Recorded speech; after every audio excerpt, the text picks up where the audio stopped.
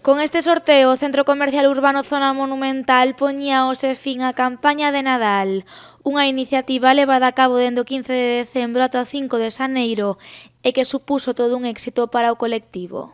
Dentro de lo que las posibilidades que tenemos, lo que hemos hecho fueron una serie de actividades para promocionar y para atraer clientes a la zona monumental.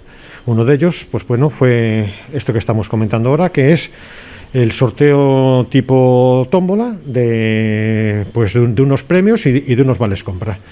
Y otro, por ejemplo, también que hemos hecho fue un vídeo promocional de la zona monumental, entre otras cosas, pero bueno, que lo que se trata es salvar esta época, que lo más rápido posible y que venga una solución médica y la podamos cuanto antes poder una nueva realidad.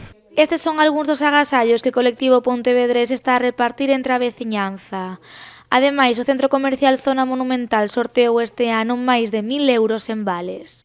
Tenemos lo que es las bolsas, unas bolsas que es premio directo. Tenemos un kit con una mascarilla y con el tema de limpieza de manos.